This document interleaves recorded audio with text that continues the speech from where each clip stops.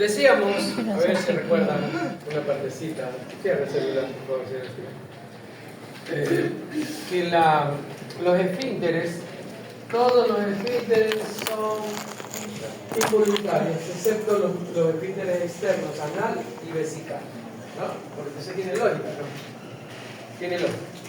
Y todos los músculos esfinterianos son lisos, excepto el anal y el vesical, porque estos son estriados.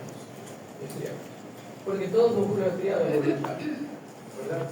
Entonces, pero aquí dice, bueno, ¿y por qué se supone que todos los estriados, aparte del corazón que es estriado, que es un punto aparte, todos los estriados son esqueléticos y deben estar insertados en hueso?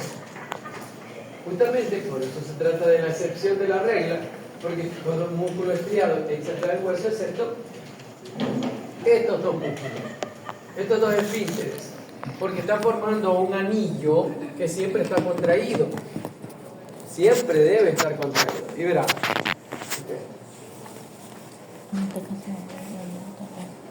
Aquí tenemos el ano. El ano. Porque una sola palabra, el ano, es un apellido. Sí, el ano. Un futbolista brasileño, su apellido es el ano. Así es la vida.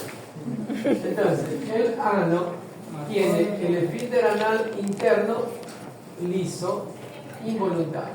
El esfínter anal externo, recuerden que esto es un corte sagital, pues lógicamente se ve como así, cortado, porque el completo es así.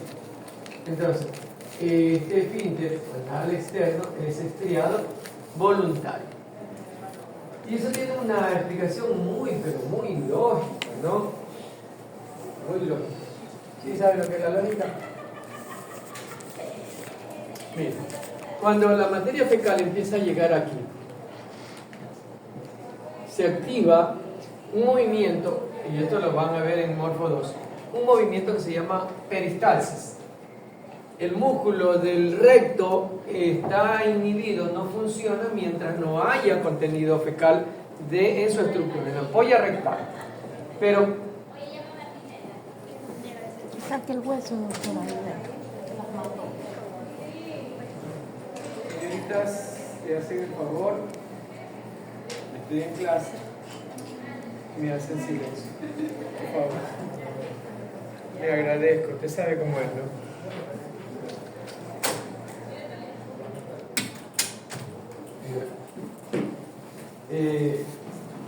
Les decía que el músculo del recto, de la pared del recto, está inhibido su actividad peristálsica porque no hay nada.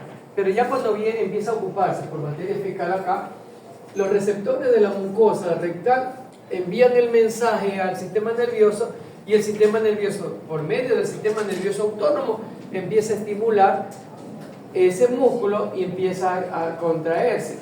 Y eso empieza a manifestarse como deseo de ir a evacuar. Y esa sensación se empieza a tener poco a poco. A medida que pasan los minutos o las horas, se va acentuando más el deseo de ir al baño, de defecar. ¿Ya? Entonces, ¿qué va a pasar aquí? Las heces o materia fecal empiezan a descender y llegan hasta entrar en contacto con el ano. El ano.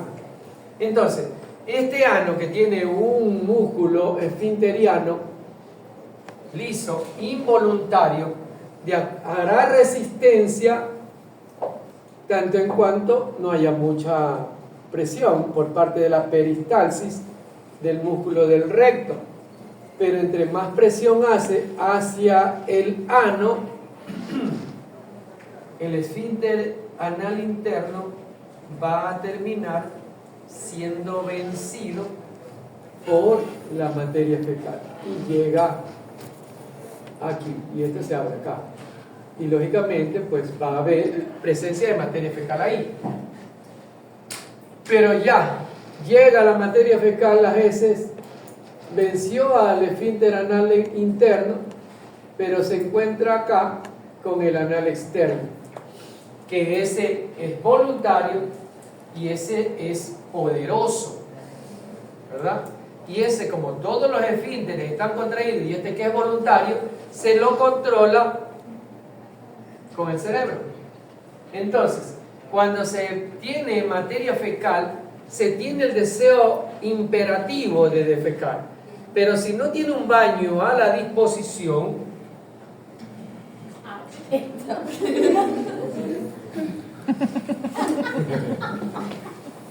entonces viene que cada vez ejerce más y más contracción para evitar que la materia fecal salga, abandone su lugar, y la mantendrá ahí hasta que corra al baño. Esa es la función del esfínter anal externo voluntario. Imagínenselo involuntario también, como este y como dice la regla. Este que fue vencido y este que sea involuntario también va a ser vencido, pues entonces todo el mundo anduviera manchado. O sea, todo depende, porque algunos que tienen síndrome diarreico, imagínense, el mundo sería insoportable. Pero como todo está perfectamente diseñado, mire el creador, qué anatomista que es la perfección perfecta, ¿no?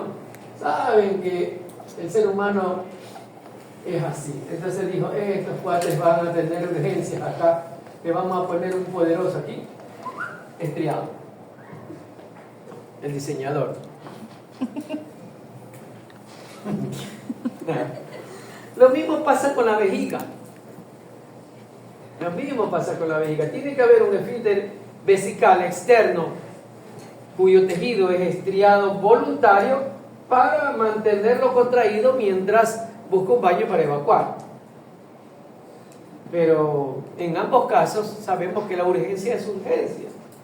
Pero en el tema de la defecación es más complicado, porque no es lo mismo orinar en cualquier lado que defecar en cualquier lado. Porque, por último, los varones se paran por cualquier poste y orinan. Las mujeres no pueden hacer eso.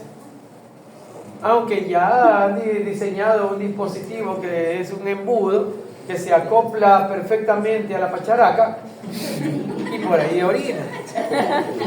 Y si quiere orina en una botellita de medio litro, de litro y medio, no sé.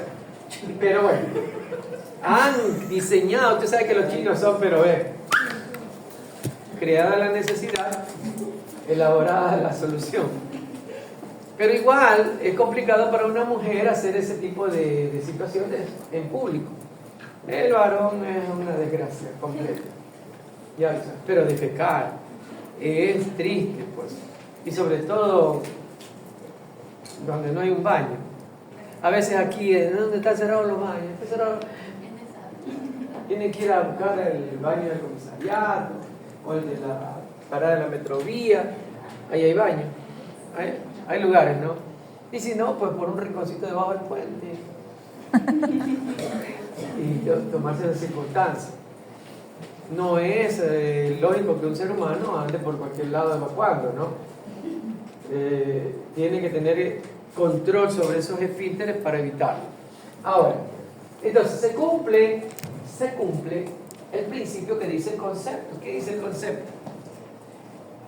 Se encarga de, siempre está contraído, un principio, siempre está contraído, y se encarga de permitir, al relajarse, y después de relajarse, se cierra. Restringir el paso de la sustancia, de acuerdo a la necesidad del organismo. La necesidad del organismo es evacuar, se relajó. Terminó de evacuar, se contrae. Se contrae. Acá tenemos otro esfínter. Y este aquí se llama esfínter esofágico inferior, o llamado cardias. Cardias, que no tiene nada que ver con el corazón, pero que tampoco pertenece al estómago.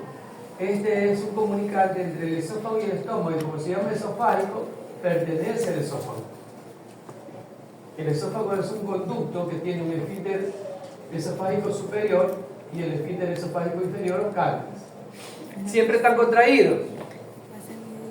Entonces, cuando nosotros deglutimos, dígase que acá está la boca, ¿no? ¿Así? No.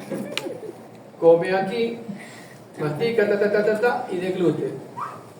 Al deglutir, ya llegando a la faringe, el bolo alimenticio, el sistema nervioso autónomo, como este es un esfínter, músculo liso involuntario, el sistema nervioso autónomo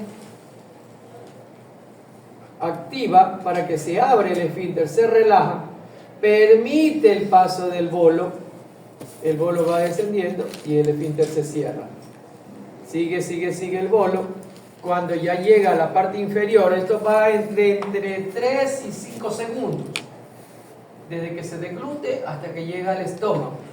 Entonces llega acá y el sistema nervioso autónomo detecta que ya hay presencia de bolo aquí y hace que el cardias o esfínter esofágico inferior se abra.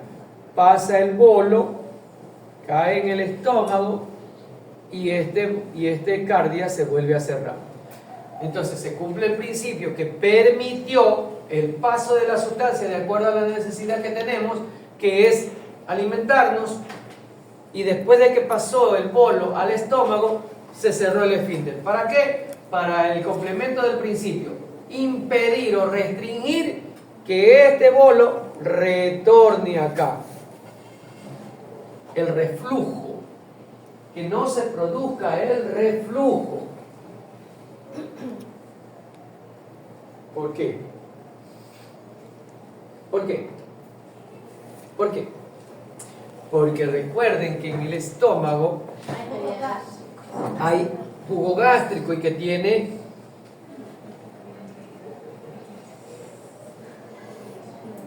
ácido clorhídrico. Y el ácido clorhídrico es una sustancia muy corrosiva.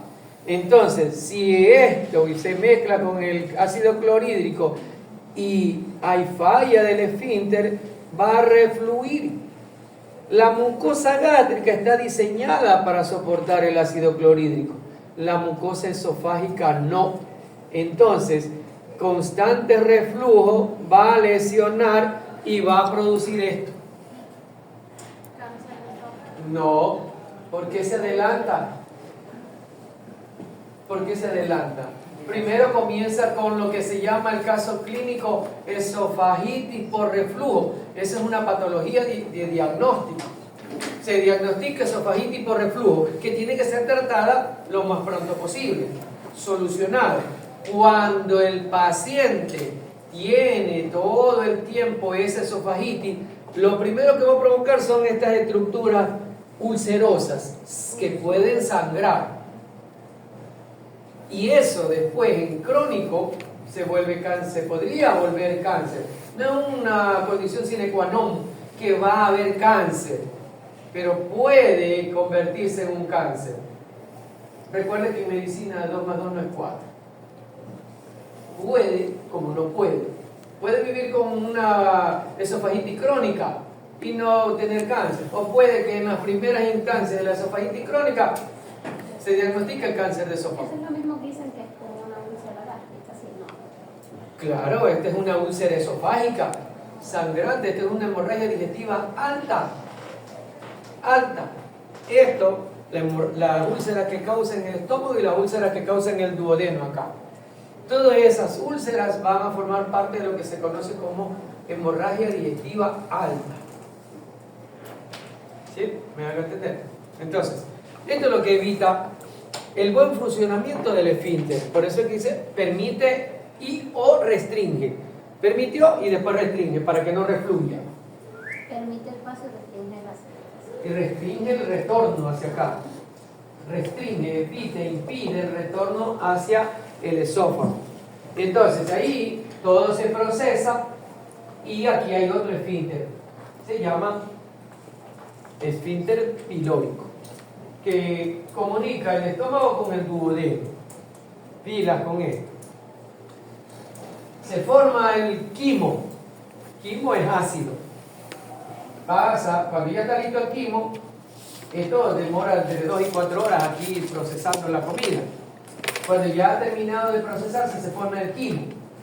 Ya el quimo está listo. El sistema nervioso, usted ni sabe que hay quimo ahí. Usted solamente comió y sintió que llegó el pollo hasta el estómago y hasta ahí supo.